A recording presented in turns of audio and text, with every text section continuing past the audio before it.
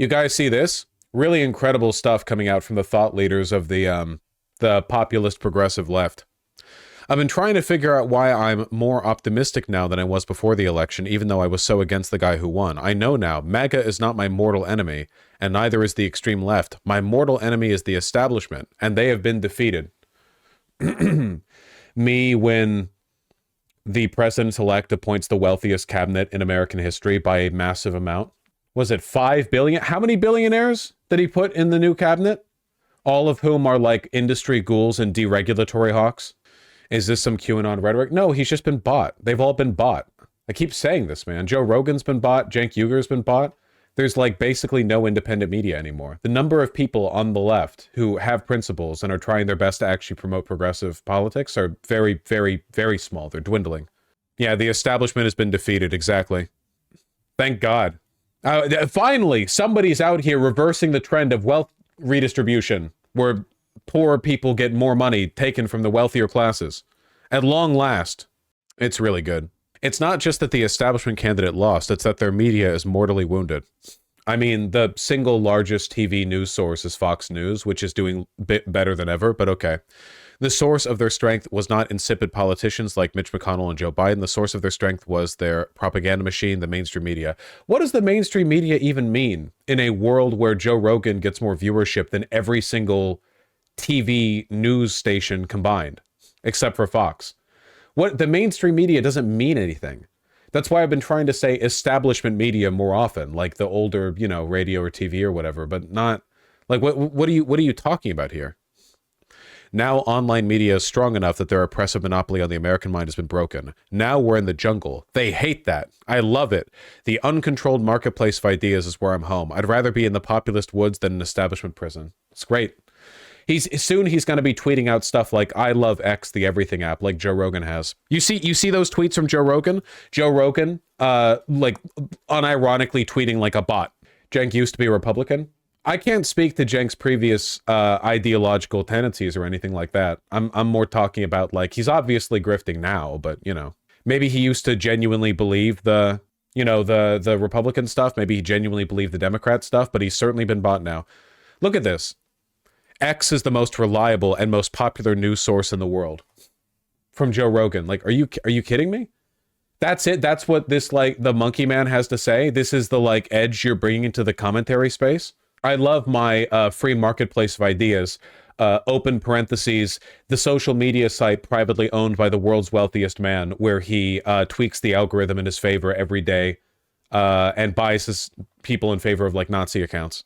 Does this mean Elon is the one who bought him out? It's not even an Elon thing. Like, Twitter is just the right-wing, it's the bot right-wing media space, you know? Like, Elon was he's literally at Mar-a-Lago hugging Trump's nuts 24/7.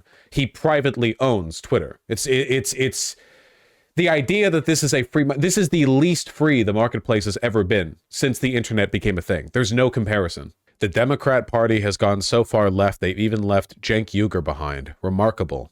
This has to be bait? Nah, man, it's just like, get in the bag. Seeing this from Nate Silver as well. Literally taking Peter Thiel money in response to Joe Biden pardoning his son, which is very funny. Don't vote for any Democrat in 2028 who doesn't repudiate the pardon within 48 hours. Has Nate Silver expressed the same sentiment to Donald Trump pardoning a bunch of co-conspirators? Did he say the same thing about Roger Stone, perhaps? No? Just this? Okay. Me when Donald Trump pardons, like, objectively, like, high-level, you know, criminals who participated in a conspiracy to sway the U.S. government away from its democratic path. I sleep. Me when my former crackhead son owns a gun when he shouldn't and gets pardoned by the president. Wide awake. Oh yeah, here's Trump pardoning Sheriff Arpaio. Trump's Arpaio pardon is completely unprecedented. Lots of modern presidents have used and abused their pardon power. Pardoning Arpaio isn't likely to be popular, but Trump's so unpopular already it might not hurt his numbers much. Interesting.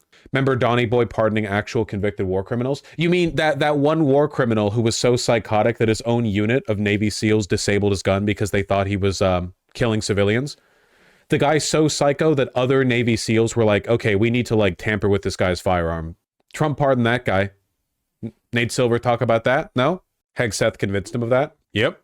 And now he's going to run the goddamn DOD. Nate never recovered from whiffing on the 2016 election. He's still coping about it. It's not that he's coping about it. It's just that he's paid. They are given money to lie. I've been saying this whole time that I feel like my entire career has been like pushing back against an increasingly believing audience on the presumed legitimacy and sincerity of basically everybody in the media space. All of these people are lying because that is their job, to lie. We're entering it like a dark era, basically. Independent media has been bought and captured. It's like completely done. There's no, it's all getting roped in. Who's paying them? Nate Silver literally works for the Poly Market, which is run in part by Peter Thiel. It's not a conspiracy. His checks are signed, you know? You know, Elon was speculating about buying Hasbro. Well, he likes to talk. When are you planning to attack Elon Musk regarding his promise to delete the Consumer Finance Protection Bureau? This is an agency you've defended for years. Wait, have they really not talked about that? I'm sorry. I don't check the Young Turks every day because I'm not stupid. Have they really not mentioned the attacks on the CFPB? Now, I haven't talked about it, but here am I talking about it right now. It's bad. You know, I've been sick. Are trans activists reevaluating their strategy? Hi, Anna. Oh, Elon Musk oh, wait, have they? Elon Musk threatens to eliminate vital agency. So like, for example, with this thing called the Consumer Finance Protection Bureau. They have, guys, we did it. They did. I was getting ready to be snarky about it, but they have, as a matter of fact, done that. Why is their name red? I have no idea why, but for some reason, sometimes the YouTube icon stuff is red now. I don't know why that is. It literally happened when I woke up this morning. I think it might be one of my YouTube add-ons. They're evil? No, it's everyone. Turf Detector. I don't have the Shinigami eyes. It's every, well, from the main page, it was every YouTube channel. I know I was being silly. You see this? Mark Andreessen went on Joe Rogan. He was like, you know who the real enemy of the American people is? It's the Consumer Finance Protection Bureau. And Mark Andreessen is literally like he's like a crypto grifter, right? This guy was doing like rug pulls and so on and so forth. He's a billionaire, for one, like all the people that defend Trump and are on TV to defend Trump. You know? Funny how that happens. He looks like Dr. Eggman. Yeah, being a billionaire can't buy you aura. Here's a little article on it. They're claiming the government's behind banks not wanting to work with crypto scammers. Yeah, it sounds about right. Well, they all are. Emily Caldwin. He's learned God help me. The wrong lessons, no surprise. It's not that the establishment's been defeated. It's that people are more fed up with the establishment than we all expected. Okay, but again, it's really important to understand this. He knows that he's lying for money.